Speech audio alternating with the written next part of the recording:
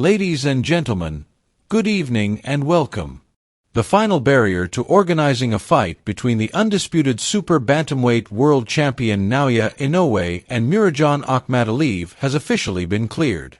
On May 30th, the Uzbek boxer confidently, though without exceptional brilliance, defeated Mexican contender Luis Castillo.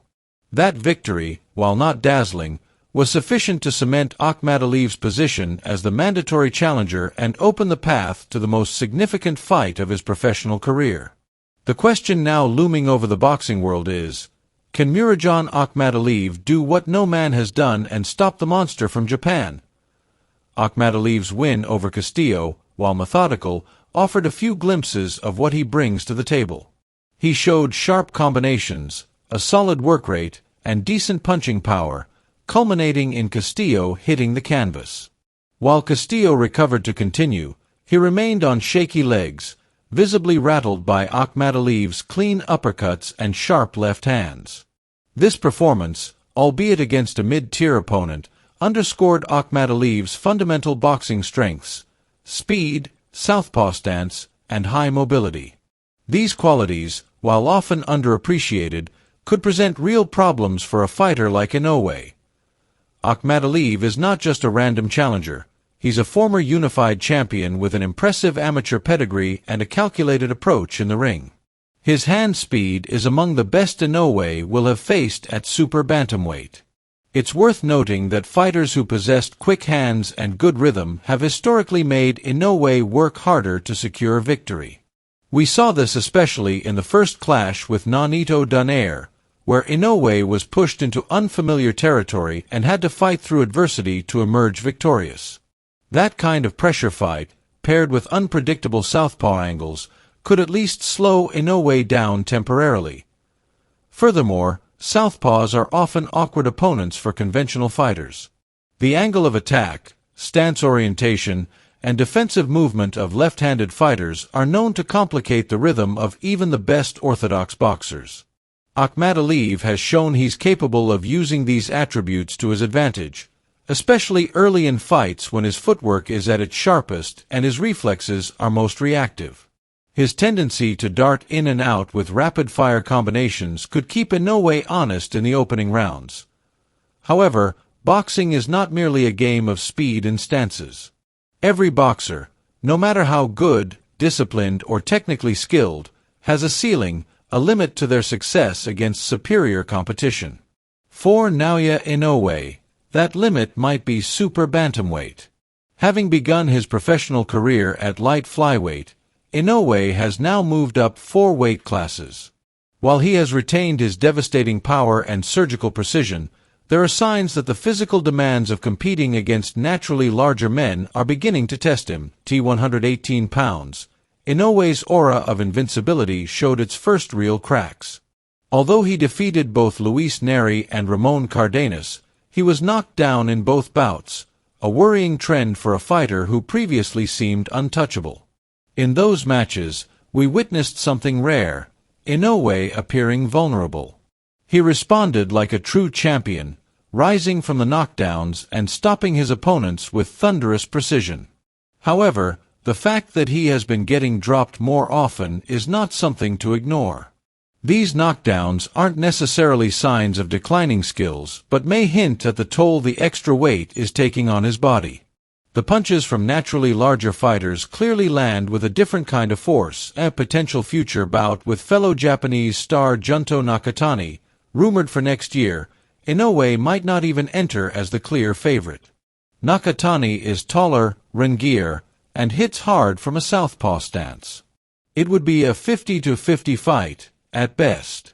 And if Inoue decides to move into the featherweight division, he will be entering a territory that could be more gamble than gain. The further he strays from his optimal weight, the harder it will become to preserve the efficiency and explosiveness that have made him boxing's most clinical finisher. Given that context, could Akhmadaliev replicate what Neri and Cardenas achieved, namely, dropping the Japanese champion to the canvas? On paper, he has the tools: hand speed, southpaw stance, respectable power. But in reality, there's a notable difference in quality. Despite all his advantages, Akhmadaliev does not possess the sniper-like timing of Ramon Cardenas or the aggressive power punching of Luis Neri. His punches, though fast, are not delivered with the same bad intentions. His combinations often lack that last bit of venom that separates good fighters from truly dangerous ones. One of Akhmadaliev's most consistent flaws is his occasional wildness. When he gets overzealous, he can be caught off balance. He also has a tendency to leave openings when exiting exchanges, often pulling straight back with his hands down. Against someone like Inoue, who excels at recognizing patterns and punishing even the smallest defensive lapses, such habits could be fatal. Inoue is not the type of fighter who gives his opponents second chances. A single opening is all he needs to land a crushing blow and turn the tide permanently in his favor. Moreover, experience plays a pivotal role in elite-level boxing. Inoue has fought and defeated world-class opposition across multiple divisions. Fighters like Nonito Donaire, Stephen Fulton, and Marlon Tapales offered different styles, different challenges, and different looks. In every case, Inoue found a way to dominate. That level of seasoned championship experience is irreplaceable. Akhmadaliev, by contrast, has only a few marquee wins under his belt, the most notable being his close decision over Daniel Roman. That was a respectable performance, but it was years ago and against a fighter who was stylistically suited to Akhmadaliev's strengths. Even in that Roman fight, Akhmadaliev showed signs of tactical rigidity. He tends to stick to his game plan, even when it's not yielding the desired result. This flaw was particularly evident in his bout against Marlon Tapales. Tapales, considered by many to be tough but beatable, handed Akhmadaliev his first professional loss. It was a close fight, but Tapales's cleaner work and better adaptability won the day. What's more troubling is that Akhmadaliev didn't show the ability to make mid-fight adjustments. He continued pressing forward with the same patterns, the same angles, and the same approach, allowing Tapales to time him repeatedly. Another revealing moment in that fight was Akhmadaliev's difficulty recovering from adversity. He was headbutt early in the bout and seemed rattled for the remainder of the contest. While the head clash wasn't intentional, it highlighted another issue: Akhmadaliev's mental resilience in challenging moments. Inoue, by contrast, thrives under pressure. When Donaire broke his orbital bone, Inoue didn't panic. He fought through the pain and came out victorious. That kind of warrior mentality is often the deciding factor in championship bouts. It's also worth mentioning that in the 2 years following his defeat to Tapales, Akhmadaliev has not faced anyone close to the level of elite competition. While staying active is important, the lack of high-level opposition raises concerns about whether he's adequately prepared for the storm that is Naoya Inoue. Meanwhile, Inoue faced and stopped Tapales with chilling ease, knocking him out in the 10th round and making a definitive statement about where he stands in the division. Looking ahead to the upcoming bout, the early rounds will likely be competitive. Akhmadaliev will move well, throw fast combinations, and may even catch Inoue with clean shots while the champion analyzes his rhythm. Inoue is known for taking a couple of rounds to break down his opponent's style. During that window, Akhmadaliev has a chance to make an impression. But once Inoue finds his range and tempo, things tend to unravel quickly for his opponents. His ability to cut off the ring, corner his foe, and unleash blistering combinations to the head and body is unmatched. Akhmadaliev's habit of backing straight out and his tendency to load up on shots could leave him vulnerable to counters. Inoue punishes fighters for every mistake, and once the punishment begins, it rarely stops. Even Akhmadaliev's strengths, his footwork and movement, are unlikely to bail him out for long.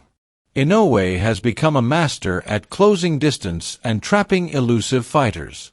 He doesn't chase recklessly but calculates each step, gradually restricting his opponent's freedom and forcing exchanges on his terms. Once he pins Akhmadaliev against the ropes or into a corner, his body shots will start to take a toll. Inoue's bodywork is surgical and destructive, and it drains the legs of even the most mobile opponents. In terms of power, there's little comparison. Inoue hits harder, cleaner, and more accurately. His knockout percentage speaks for itself, and it's not just about brute force, it's about timing, precision, and finishing instinct. Akhmadaliev, though skilled, does not possess that same level of killer instinct. He often lets hurt opponents off the hook and relies on volume rather than devastating one-shot power. Against a fighter like Inoue, that difference in finishing ability could be the deciding factor. And summary: while Muradjon Akhmadaliev is a technically sound, athletic, and determined fighter, he is not the man to derail the Naoya Inoue freight train, at least not at this stage. The gap in experience, adaptability, ring IQ, and finishing power is simply too wide. Akhmadaliev will likely have his moments, especially early on, but as the fight progresses, the layers of Inoue's mastery will begin to show. Pressure, precision, patience, and power. These are the tools that Inoue brings to every fight. And against someone like Akhmadaliev, who has yet to truly evolve past his core style, those tools will be more than enough.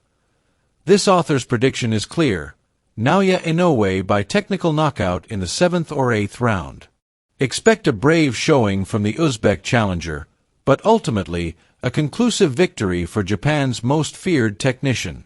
The real question may not be whether Inoue can beat Akhmadaliev, but whether there is anyone left at super bantamweight who can even survive him. And how it will actually turn out, we'll most likely find out in early autumn.